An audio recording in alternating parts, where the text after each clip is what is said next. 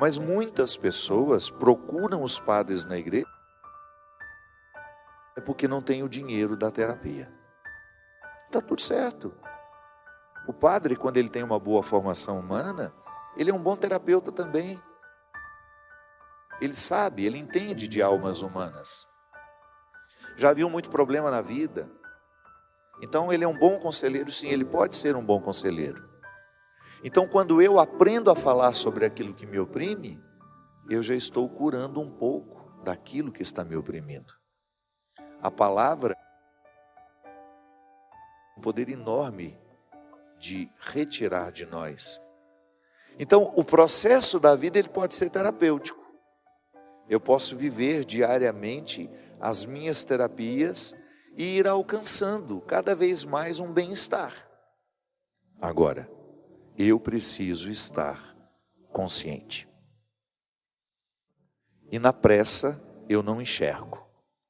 Às vezes eu não enxergo o outro. Eu não enxergo.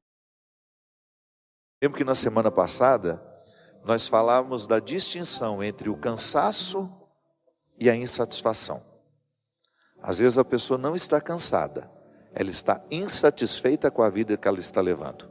Férias resolvem o cansaço, férias não resolvem a insatisfação.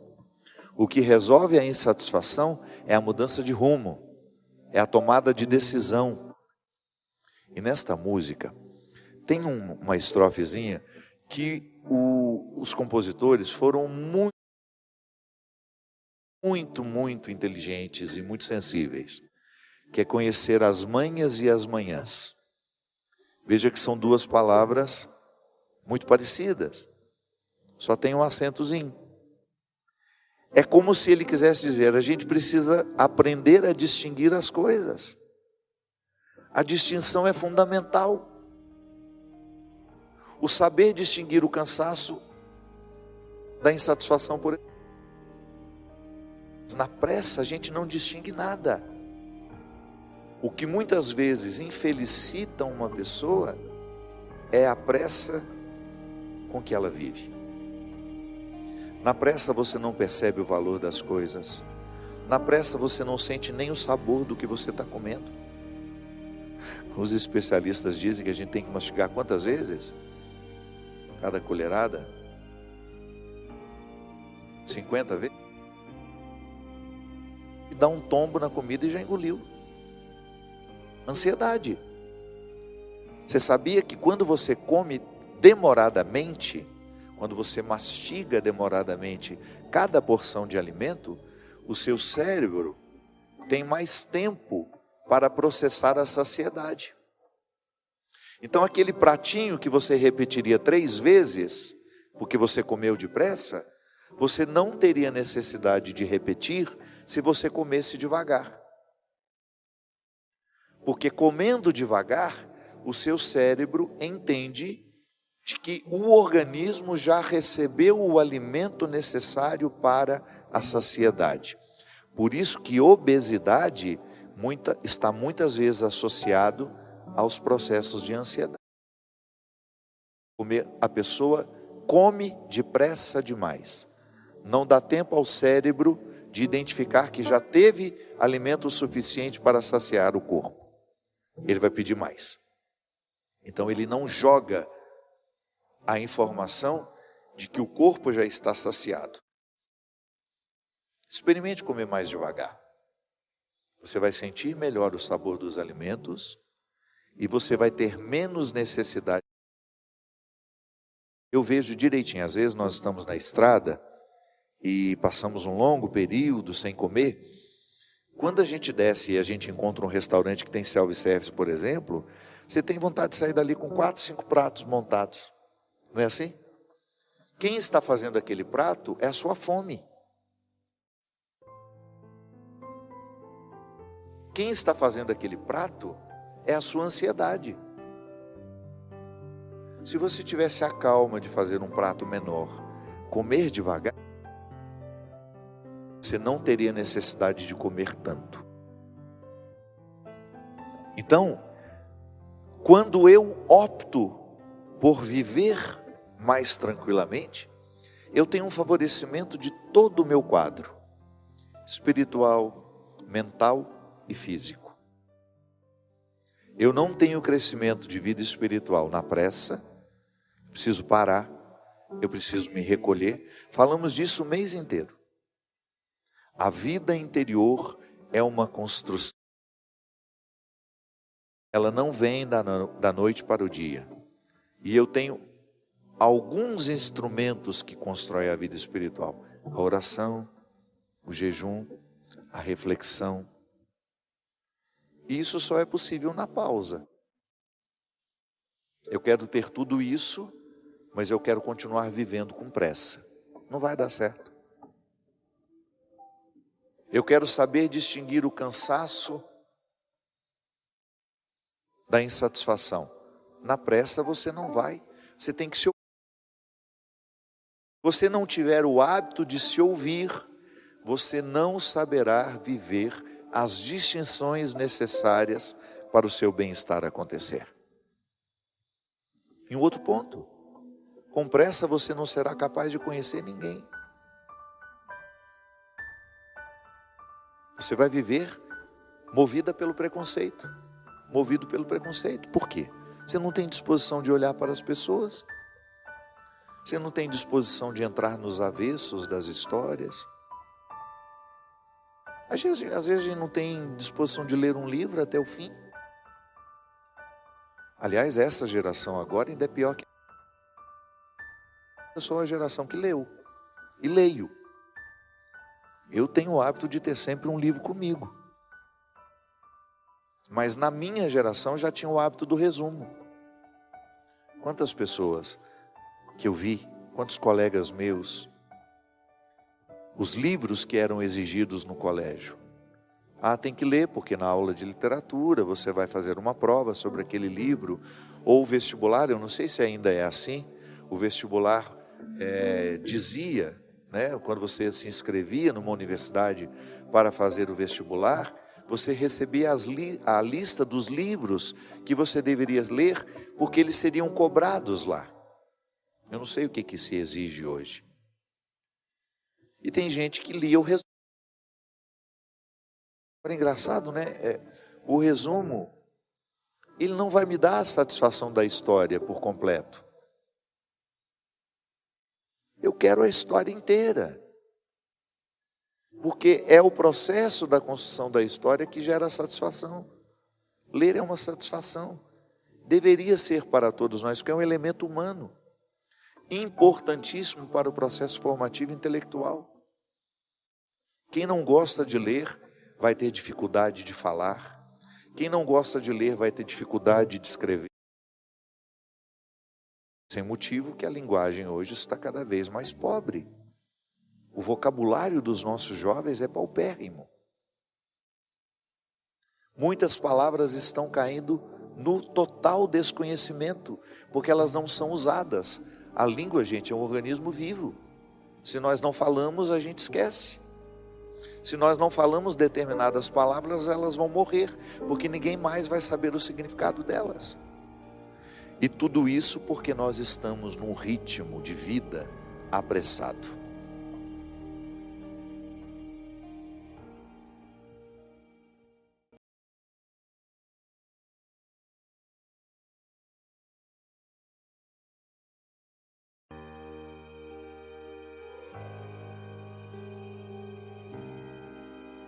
Tenho uma dúvida que me martiriza muito, padre. No ano de 2003, perdi meu filho de 33 anos. Foi assassinado quando tentavam lhe roubar o celular. Venderam o celular por R$20, padre. Esse foi o preço da vida do meu filho. Ele, que era um homem tão bom, tão amado por mim e por todos com quem ele convivia, sua vida foi arrancada a troco de nada. R$20 que usaram para comprar drogas. Eu não me conformo, padre. Nunca me conformarei. Penso muito em vingança. Quando tudo aconteceu, me afastei da igreja, minha fé ficou muito abalada, fiquei anos sem ir à missa.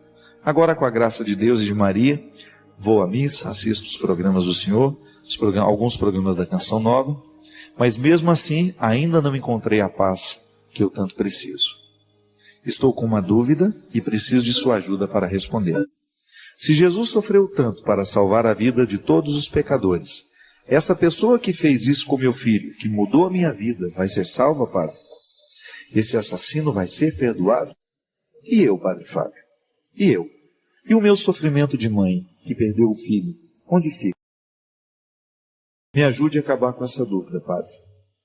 Me ajude a tirar isso de dentro do meu coração.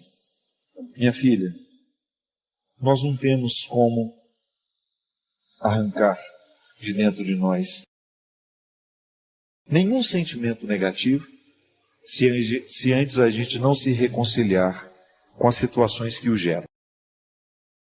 O desconforto da alma da senhora não é por acaso. Ele nasce justamente da sua indignação de saber que seu filho foi morto por causa de um celular que foi vendido por R$20. Essa é a sentença da senhora. Essa é a condenação. Que nem sei se esse menino vai ser perdoado ou não, o que matou o filho da senhora, eu não sei. Eu não conheço a vida dele. Eu não sei se ele se arrependeu dos erros.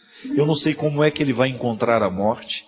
Em que situação ele estará no momento em que se despedir dessa vida. Agora eu sei que a senhora está condenando a vida da senhora, está condenando a sua existência com essa premissa, com essa frase. Meu filho morreu, foi assassinado por causa de um celular que foi vendido por R$20. Com o menino que matou seu filho, eu não tenho como falar. Mas posso falar com a senhora. E posso lhe garantir. Posso lhe, sem medo de errar, que enquanto a senhora não viver no fundo do coração esse perdão necessário, a senhora não vai conseguir acreditar em nada, a senhora não vai conseguir encontrar paz em lugar nenhum, porque nenhuma paz é possível enquanto o nosso coração estiver pesado de ódio. Eu sei que não é fácil. E Jesus também precisou viver isso na vida dele, não foi fácil para ele. Só que Jesus era sábio. E ele sabia muito bem que mesmo naquela cruz, mesmo vivendo o auge do sofrimento injustamente provocado pelos outros, ele precisava perdoar. Porque Jesus sabia que o perdão é a fonte de muitas virtudes. Quando nós conseguimos perdoar, e eu vou dizer uma coisa para a senhora, não é só o rapaz que a senhora precisa perdoar, o que matou o filho da senhora.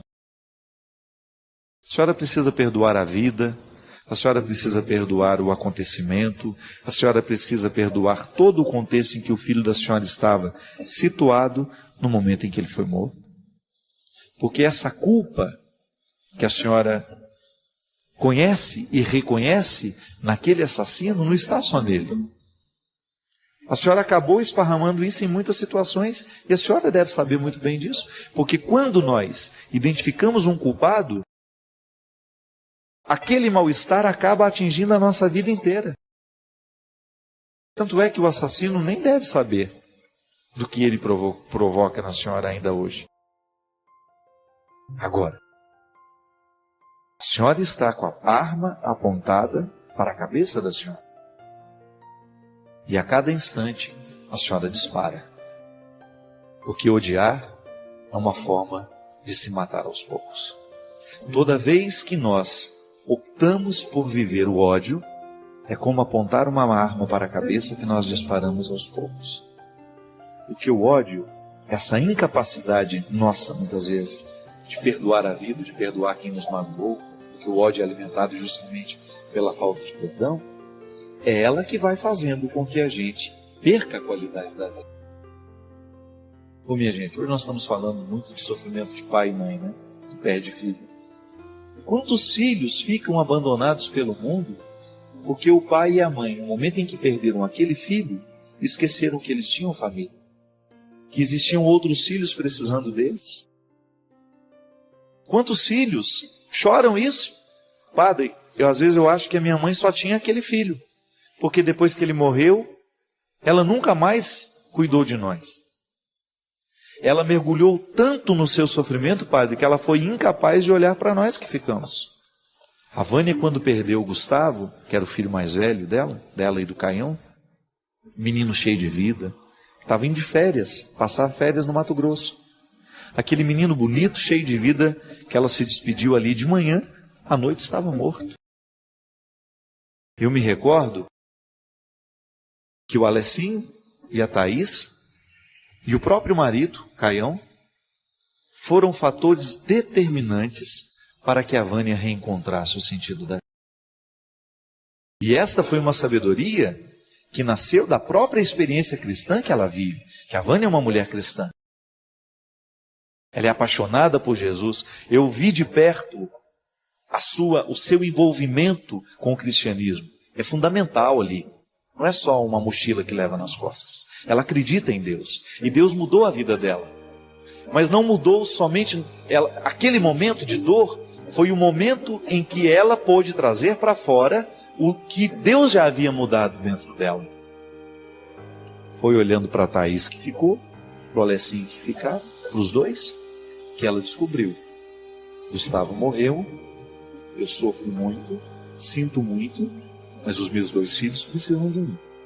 E essa é a maneira heróica que a mãe tem de organizar o próprio luto assim, amando os que ficaram. Porque o luto é traiçoeiro. Se a gente não cuida, por causa do ódio que a gente sente de ter perdido aquele filho, a gente esquece os que ficaram. E aí a gente acaba cometendo uma injustiça com o marido, com os filhos, com os amigos, com os irmãos. Por quê? Porque a gente se fecha no nosso sofrimento, a gente não faz um movimento de saída, e aí a gente acaba prejudicando a nossa vida e a vida dos outros. Por isso, minha filha, que toda vez que a senhora odeia esse criminoso, toda vez que a senhora fica remoendo dentro da senhora, o fato é como se a senhora estivesse apontando a arma para a sua cabeça e para a cabeça daqueles que estão ao lado da senhora.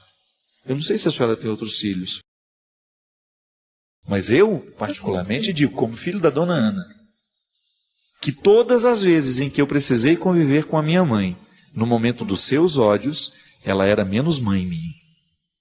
Por quê? Porque alguém que está ocupado de ódios não pode ser mãe inteira. Por isso, minha senhora, não perca mais tempo com seus ódios. Jogue fora. A senhora não precisa mais ver não precisa mais trazer dentro do coração o ódio que o assassino provoca. A senhora pode escolher a leveza. A senhora pode escolher hoje o perdão. E o perdão é uma palavra realmente capaz de nos libertar. Eu não quero. Devolva esse lixo, é seu. Já que você matou o meu filho, já que você levou a minha alegria, eu quero devolver todo o lixo. Como? Limpando o coração. Não permitindo mais que ele seja depósito de tantas coisas mesquinhas. É assim que a gente vai fazendo a faxina da alma, né? Que eu preciso fazer, que você precisa, porque de vez em quando alguma coisa de errado vai acontecer, não vai ser de acordo com as nossas expectativas, alguma coisa não vai ser de acordo com os nossos sonhos, com aquilo que a gente esperava que fosse. Mas você é o condutor de tudo isso. Você está à frente. Com Deus contigo. Eu acredito nisso. A cada dia eu peço mais. Senhor, esteja tão presente em mim, mas tão presente que eu já não saiba nem mais me diferenciar de Ti. Eu quero sentir com o seu coração, eu quero amar com o seu coração. Eu quero viver com o seu ar. Eu quero ter em mim a força da sua presença. E se o Senhor é o Criador, eu não tenho o direito de viver inacabado. Eu quero o tempo todo viver esse processo de recriação. Se o Senhor é o Criador e eu ouso respirar o mesmo ar que o Senhor, se eu ouso ser proprietário da mesma palavra que o Senhor, eu não tenho o direito de não viver outra coisa senão a recriação. E hoje ser recriado lá, no gramado da minha casa, com meu cachorro no colo, vivendo uma situação simples, muito simples, muito pequena, que qualquer ser humano tem o direito de viver. Não é um privilégio, não é um luxo, não. É uma situação simples. Você ter uma criatura no seu colo que tem um carinho e um respeito por você pelo simples fato de você tratá-la bem. E ela identificá-lo no mundo assim. No meio de tantos, ele corre na sua direção. Quando todos chamam, ele atende a sua voz. Viver aquele momento e descobrir que a vida é isso. E que todo o empenho vale por causa daquele momento que nos mostra que tudo pode ser assim. Que pelos gramados da vida, pelos gramados da existência, nós temos a possibilidade de viver a surpresa da vida. É isso que eu lhe desejo, viu? Que nos gramados da sua vida, você viva cada vez mais as surpresas.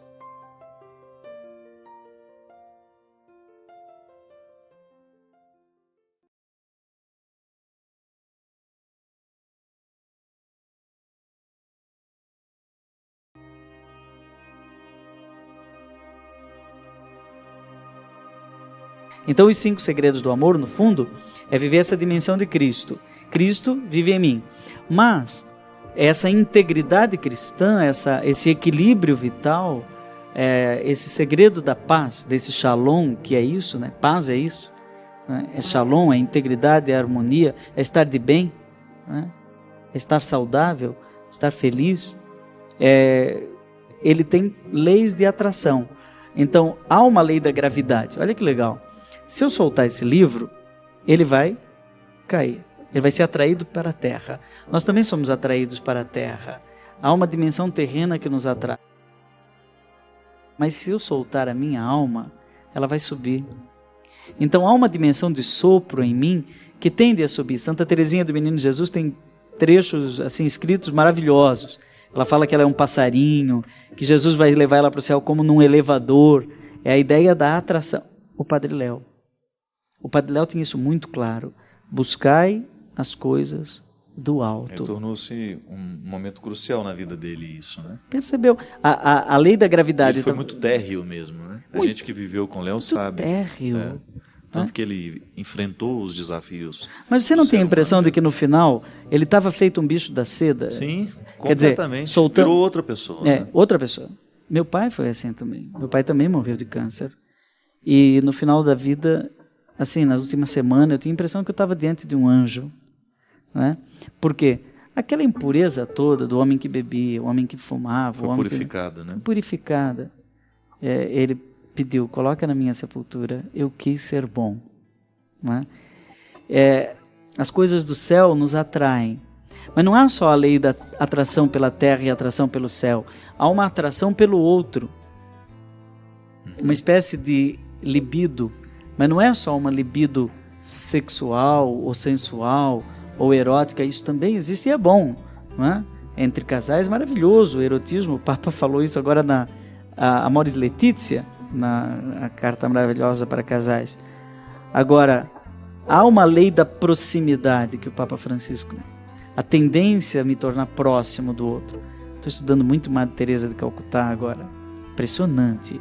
A força, o magnetismo. Então, você não faz ideia da experiência que eu tive com as irmãs dela em Gaza. Ah, você esteve lá agora, né? Meu Deus do céu. Há muito tempo eu não me sentia tão tocado. Você está descrevendo o que eu vivi. Uma atração térrea numa situação que me elevava. Era uma contradição. Missionárias da caridade, missionárias do amor. Que não se deixam nem fotografar. Não. Eu voltei, inclusive, em breve, eu estou só esperando ir ao ar a reportagem do Fantástico. Eu quero iniciar um trabalho hoje aqui no Brasil de ajuda à comunidade cristã que vive em Gaza, que é liderada pelo Padre Mário. Mas a gente não pode nem fazer propaganda delas. Eu quis ajudar lá no dia, ajudei pessoalmente, mas voltei para o Brasil com um desejo muito grande. E eu pedi, irmã, a gente não pode nem tirar uma foto com a senhora? E ela sorrindo, né? Não. Sim, não, ela diz ou não sorrindo.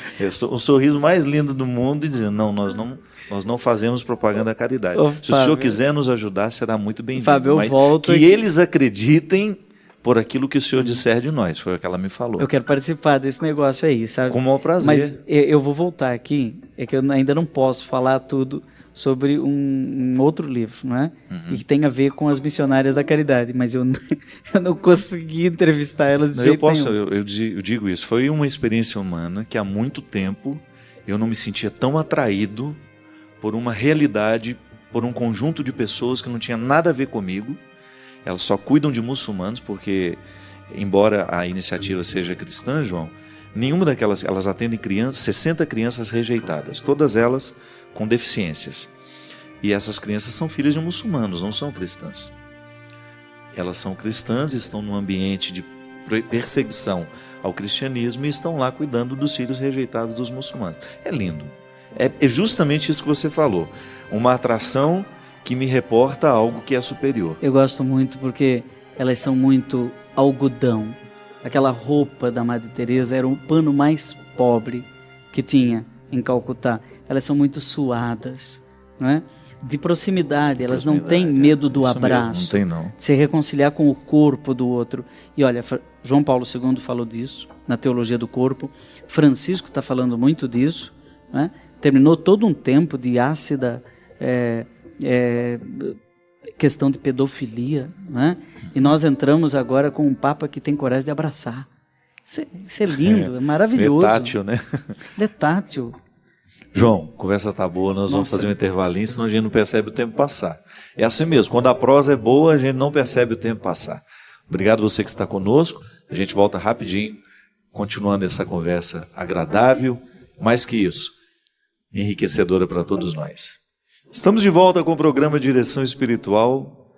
Muito obrigado você que participa conosco. Quero dizer que amanhã estarei em Belém do Pará, no show Piano e Voz, lá no Teatro da Paz. Estou muito feliz de poder voltar a essa terra que amo tanto. No dia 5, no próximo domingo, nós estaremos aí em Franca, fazendo um evento para ajudar a comunidade Halel, nossa querida tia Lolita, que tem essa iniciativa maravilhosa, um trabalho evangelizador que tem desdobramentos sociais. Então, no domingo, dia 5, nós estaremos aí nesse poliesportivo, em Franca, para um grande show, um novo show que chama-se A Estrada Sou Eu. Você é nosso convidado para estar conosco e juntamente com a comunidade Halel que está organizando. No dia 7 eu estarei em Novo Hamburgo, no Rio Grande do Sul. No dia 10 em Fortaleza, dia 12 Santa Bárbara, dia 14 Campina Grande, o forró, o maior forró do mundo. No dia 16 em Goiânia e no dia 18 em Belo Horizonte. Essa é a nossa agenda para o mês de junho. Lembrando que se você quiser peregrinar conosco, em outubro, nós faremos uma viagem, vamos aproveitar a mística do Ano da Misericórdia e faremos uma peregrinação que vai começar no dia 18 e vai até o dia 30 de outubro. Então programe se você quiser conhecer conosco a Terra da Misericórdia. Nós vamos à Polônia, também passaremos pela República Tcheca e depois iremos conhecer o Santuário de Nossa Senhora Três Vezes Admirável, na Alemanha. Ligue no telefone que aparece aí na sua tela. É uma viagem organizada pela Obra de Maria e pela Canção Nova. Vocês sabem que essas viagens também ajudam a manter esse trabalho no ar. Eu queria fazer aqui uma menção a duas pessoas que eu não conheço pessoalmente, são tios do Everson, que trabalha comigo há 8 anos. Essa família passou por um momento muito difícil, que é a Yuli e o Evandro. Yuli e Evandro são pais do Heitor. Yuli é irmã do Emanuel. Emanuel saiu para passear com o Heitor e os dois se acidentaram e morreram. Yuli precisou sepultar no mesmo dia o irmão e o filho. E a Miriam, que é a mãe do Emanuel. E nós ficamos muito, eu particularmente acompanhei a história de longe e senti profundamente esse momento de dor da família e gostaria de pedir a oração de todos nós que assistimos o programa Direção Espiritual para essa família que está precisando administrar este momento tão difícil, esse momento de luto que está doendo tanto no coração dessas pessoas. Muito triste, né? Saíram para passear de moto, fazer trilha, e aconteceu o acidente. O menino caiu primeiro, o tio, num gesto de proteção, pulou atrás. Caíram os dois num abismo. E infelizmente não teve nenhuma oportunidade de salvá-los. Essas situações são daquelas que parece que todas as palavras do mundo não são suficientes. Não. E uma só já é demais. Aí a gente não sabe se fala ou se cala. Eu acho que o melhor é rezar. João, é interessante que o sentimento cristão, por exemplo, o que nos ocorre, né? Eu nunca vi essas pessoas. Eu senti a dor pelo Everson, né? Que o Everson ficou muito abalado. São primos dele e a família ficou toda muito sofrida. É engraçado, é interessante como a gente identifica esse amor cristão, não é? De você sentir a dor do outro, mesmo sem saber quem são, sem nunca ter estado com eles e sentir aquela dor. Pois sabe, Fábio, eu acho que nós às vezes não levamos muito a sério esse fato de não sermos completos. Eu não sou total. Eu preciso de você para ser o mesmo. Quando morre pai, mãe, irmão, parece que morre um pedaço da gente. Principalmente pai e mãe. Né? É uma perda que morreu um pedaço danifica bem a gente. Né? E eu só me integro no outro. E quando o outro desaparece, principalmente num caso desse, né? De maneira tão surpreendente e assim, parece que não aconteceu. Você acorda e diz, não, mas não é possível, eu sonhei. Foi mesmo. É verdade, a gente se dá a notícia todos os dias. Né? Não é verdade? A gente morre.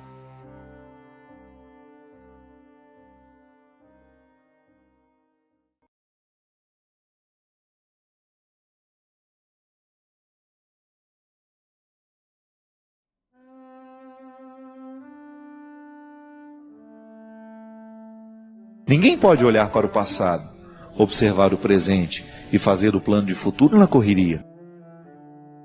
E é por isso que a vida cristã combina com reflexão, né? Nós não podemos ser um cristão qualificado se a gente não reflete a própria vida. Então, tenha calma com você. Se você tem dificuldade com as pausas, exercite-se nelas. Comece a olhar mais devagar para o seu jeito de ser. Comece a prestar atenção em você. Na maneira como você trata as pessoas, na maneira como você trabalha, na maneira como você estuda, na maneira como você escolhe ser quem você é. Reflita-se. Seja capaz de colocar para você mesmo, até descrever de vez em quando, quais são os seus maiores defeitos. O que você tem feito para superar cada um deles? Quais são as suas qualidades? E o que você tem feito para fazê-las crescer ainda mais? Essa é a pausa reflexiva. É o momento que você tem a oportunidade de qualificar a sua vida. De fazer esse exercício e reconhecer nele um ato religioso. É um rito religioso. Refletir-se à luz de Jesus. Ter a oportunidade de observar-se. Para a partir desta observação, modificar, crescer, avançar, ir além. É o que eu desejo para você. Que hoje, ao observar a sua vida, ao prestar atenção na maneira como você está vivendo, você se comprometa com você. Porque o primeiro a ser beneficiado com a sua mudança não são os outros. Os primeiros não serão os outros. O primeiro a ser beneficiado com tudo aquilo que você vai se proporcionar, mudar, ser melhor, é você mesmo. Porque no fundo, o maior conforto que nós podemos desejar nessa vida é estar feliz em nós mesmos. É você estar satisfeito, sabendo que você está sendo o ser humano que você pode ser. E ninguém pode chegar neste lugar Ninguém pode alcançar essa condição sem se refletir. Por isso hoje eu desejo que o olhar de Jesus, ao olhar nos seus olhos, ele possa provocar em você silêncio. Que ele possa provocar em você este desejo de olhar para você mesmo. Sem os seus excessos, viu? Sem as suas mentiras. Às vezes você precisa das suas mentiras para que o outro te olhe melhor. Deus não precisa disso. Jogue fora todas as mentiras que você conta para você mesmo. Todas aquelas explicações que você se dá. Você não precisa delas neste momento. O Deus que te olha, o Deus que te encontra, dispensa toda e qualquer mentira que você tenha contado para você mesmo. É você e sua verdade. É neste território que Deus quer agir. Por pior que seja a sua indigência, por pior que sejam os seus erros, por pior que seja o seu passado, a sua história, nada disso vale agora. Sabe por quê? Porque Deus nos enxerga com olhos de futuro. Ao me encontrar, nessa noite de hoje, ao lhe encontrar, Deus só enxerga o futuro. Não é maravilhoso isso? Pensar que hoje Deus só enxerga futuro em você? Isso é salvação. E se a gente aceitar que Deus nos salva com o seu olhar, um olhar que tem o poder de nos reinaugurar e nos trazer vida nova. O Senhor esteja convosco. Ele está no meio de nós. Derrame sobre todos nós a sua bênção. Deus Todo-Poderoso, Pai, Filho e Espírito Santo. Às vezes nós temos aquela impressão de que nós estamos fazendo para nós. Não é? Melhor, às vezes nós temos a impressão de que nós estamos fazendo para os outros, mas não é para nós. Repare nas suas necessidades. Você tem necessidades. Não adianta você querer oferecer ao outro uma solução se antes você não experimentou. Nós somos o lugar onde nós experimentamos a vida, minha gente. Eu preciso o tempo todo de palavras que pastoreiem a minha alma. Porque muito facilmente eu fico nas facilidades do egoísmo. Muitas vezes eu fico nos vícios de uma vida desregrada, infeliz. Às vezes eu tenho uma habilidade enorme de ser o meu pior inimigo. Quantas vezes você foi o pior inimigo? O seu pior inimigo. Quantas vezes você teve aquela ilusão de que os outros é que lhe podiam destruir? Não é não. Porque em última instância é você que vai acolher a voz ou vai rejeitá-la. Aquilo que está sendo dito por fora, se você acolhe dentro de você, aí você se transforma em seu inimigo. Se aquilo que está sendo dito é ruim, você guarda. Nós somos muitas vezes traumatizados assim, né? Porque nós somos crianças. O pai, diante de uma dificuldade que você teve, chama você de burro. A palavra do seu pai é tão importante para você que você acredita que você é burro. E às vezes você passa uma vida inteira desperdiçando a sua inteligência, porque naquele momento da vida você acreditou no que o seu pai disse. Você não conseguiu desabrochar a sua inteligência porque você acreditou que seu pai disse que você era burro e você ficou. Não pode. Não pode, você não pode cometer esse crime contra você. A voz que pastoreia é aquela voz que nos chama para o amadurecimento, para o desabrochar de tudo aquilo que em nós é maravilhoso, minha gente. Por isso que eu preciso ter um pastor amigo, um amigo pastor. Eu tenho um pastor amigo, que é o pastor Caio Fábio, que é um homem que participa mesmo da minha vida. E ele é um amigo pastor.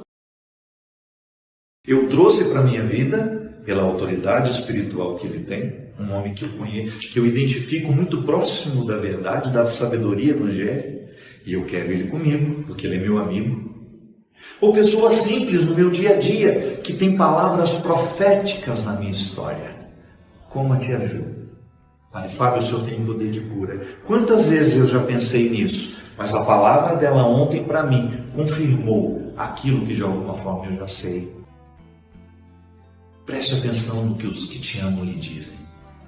Você pode observar que muitas destruições acontecem na nossa vida quando nós paramos de ouvir as pessoas que nos amam, ou quando nós trocamos, deixamos de ouvir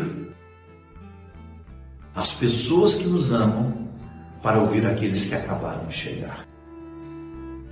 Quantas vezes nos nossos relacionamentos a gente se destrói porque a gente deixou de ouvir as pessoas que nos amam? A infidelidade entre casais acontece muito nesse momento, quando a gente deixa de ouvir o outro, quando a voz do outro deixa de abordar o significado que a gente sabe que ele tem na nossa vida. E depois que você cai na traição, que você cai no sentimento de fracasso, o que mais lhe dói é isso. Em algum momento eu ouvi. Em algum momento eu ouvi muito mais a voz que não me amava. E ao ouvir a voz que não me amava, eu me transformei num ser humano que eu não gostaria de ser. Infiel, trapaceador, incapaz de viver o que há de mais sólido e bonito dentro das relações que eu estabeleci. Eu começo a morar fora de mim, porque as vozes que eu estou ouvindo não me chamam para dentro de mim, elas me expulsam. Ou as vozes que eu estou ouvindo ajudam a me edificar as moradas do pecado. Ou então a voz que eu estou ouvindo, ela aguça aquilo que em mim é mais sórdido, mais pecaminoso. E não é à toa que a gente tem aquele ditado, né? Diga-me com quem tu andas, e eu direi quem és. Eu modificaria que Jesus andou com muita gente ruim e não se transformou nelas. Diga-me quem tu ouves, que às vezes você pode estar trabalhando com uma pessoa que você sabe que é ruim. Você anda com ela, mas você não permite as influências ruins dela sobre você. Porque a voz não te chama, a voz não repercute dentro de você. Quando ela chega, ela não produz frutos. Então, a voz que nos pastoreia. Se você quiser prestar atenção na qualidade da sua vida, é só você prestar atenção a quem você escuta.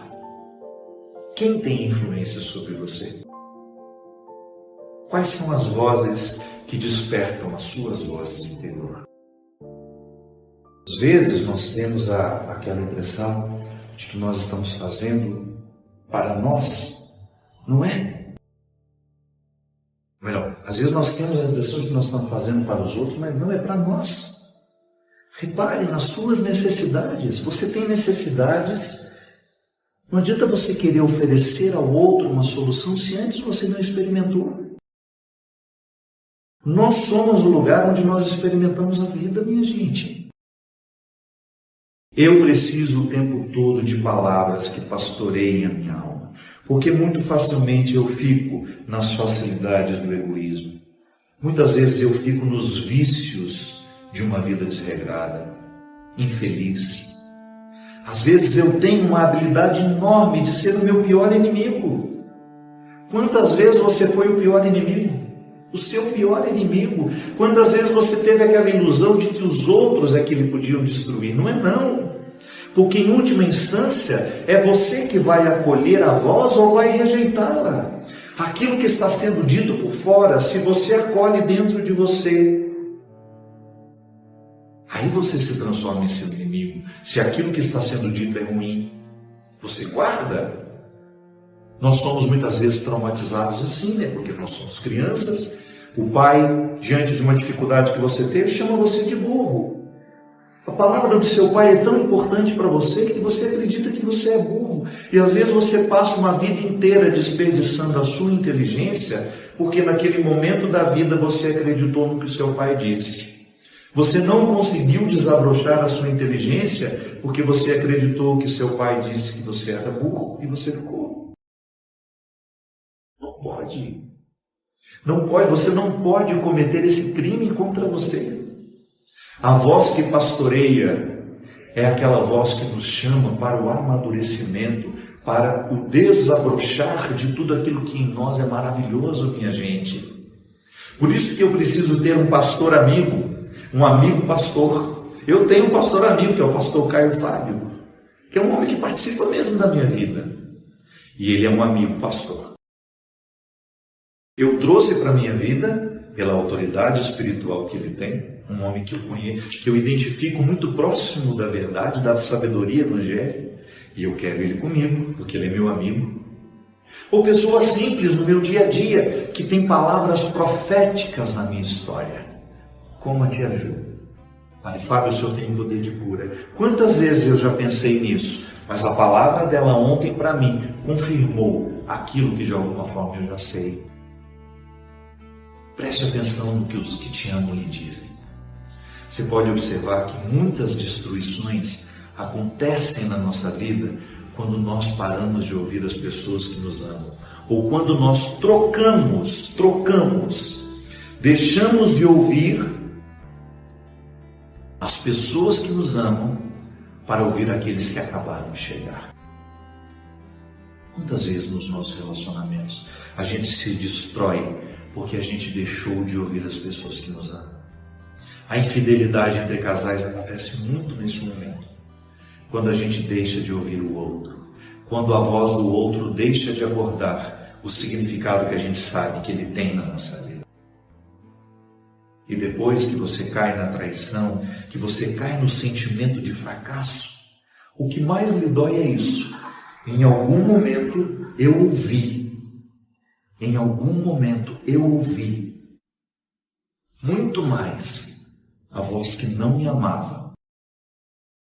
E ao ouvir a voz que não me amava, eu me transformei num ser humano que eu não gostaria de ser.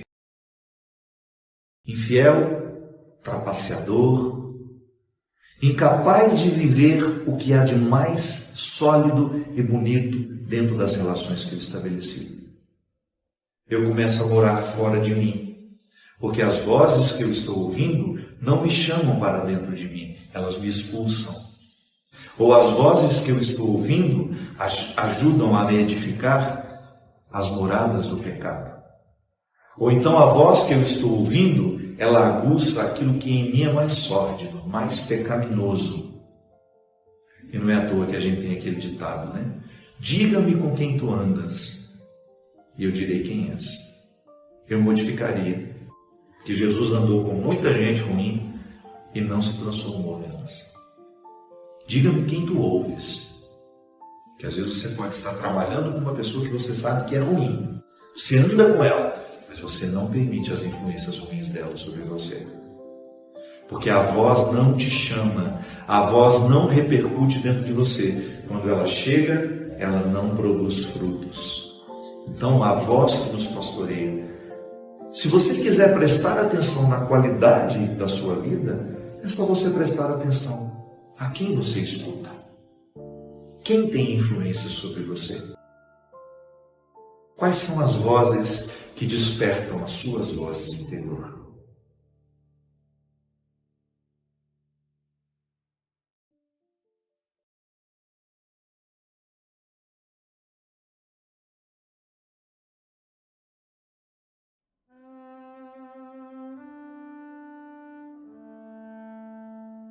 Eu me lembro, minha gente, que aquela frase me ajudou a entender o que significa viver em Deus.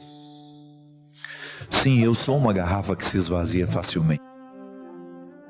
É da minha personalidade. Como eu sou muito... A minha missão me coloca muito para os outros. Muitas vezes eu não tenho tempo de me recompor. E às vezes eu me sinto dando aquilo que eu já não tenho mais. Em muitos momentos foi assim.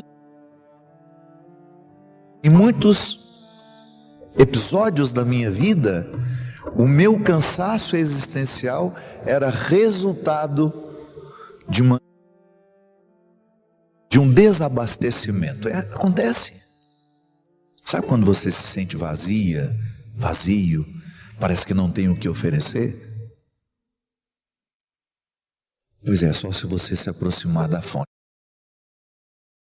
Quando você fica em Deus, mesmo que o pecado drene um pouco daquilo que é sagrado em você, você nunca deixa de repor. Porque você sabe que a única forma de enfrentar a sua fraqueza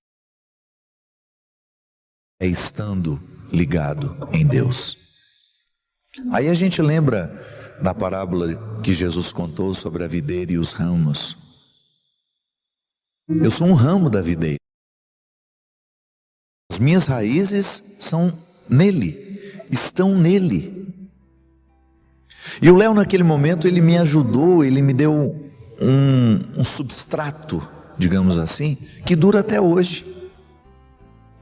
Então a construção espiritual que ele me concedeu naquele momento, e reconstrução eu posso dizer, não terminou ainda.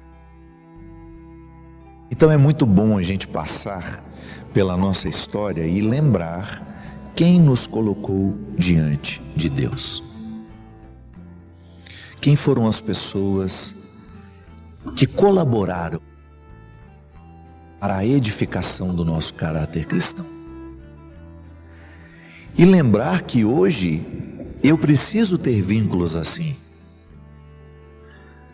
É interessante como no cristianismo não é possível viver na solidão. Você pode construir momentos de solidão, são importantíssimos para o nosso crescimento pessoal. De vez em quando volto para casa, a solidão é importantíssima na minha reconstrução. Mas depois eu preciso conviver. E eu preciso conviver com quem me agrega. Eu preciso reunir os meus. Nós nunca estivemos tão necessitados, minha gente, de descobrir quem são os nossos. Sabe? Se você quer viver de maneira saudável, espiritual, se você quer ter uma vida espiritual, você precisa se cercar de quem lhe ajuda a construir espiritualidade. Não tem como você querer a vida espiritual estando com pessoas que drenam o que você tem de espiritual. Não adianta você querer conciliar uma vida espiritual com os perfis de fofoca que você segue, que só vão trazer vida dos outros para você e de uma forma muito negativa. Nos Estados Unidos está havendo agora um movimento de deixar de seguir os influenciadores vazios. Os que nos influenciam o vazio, o que nos influenciam a futilidade. Está na hora de nós cristãos tomarmos esse posicionamento. Quem você segue nas redes sociais? A quem você dá importância? A quem você escuta? Cuidado. Cuidado, porque às vezes você está querendo construir uma vida espiritual, mas está recebendo influências de quem não tem vida espiritual e de quem não contribui com a sua espiritualidade. Você pode dizer, padre, isso é exagero. Não é. Eu sou aquilo que eu estou absorvendo também. Eu sou aquilo que eu estou vendo, aquilo que eu estou ouvindo, aquilo que eu estou metabolizando aqui. Por isso, um exercício de conversão. Vai lá na sua rede social, dá uma olhadinha em quem você segue. Deixar de seguir aquilo que não influencia positivamente você é, sem dúvida, um exercício de mudança e de conversão. E trazer, tá bom, eu quero a partir de hoje influências positivas na minha vida. Cerque-se de pessoas que ajudarão você a despertar a coragem, a esperança e aquilo que você tem de mais nobre e de... Que Deus nos abençoe neste propósito. Ele que é Pai, Filho e Espírito Santo. Amém.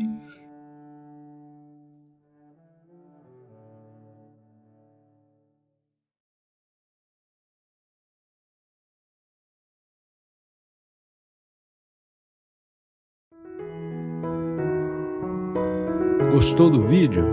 Deixa o like, inscreva-se e compartilhe. Escreva o seu pedido de oração aqui nos comentários.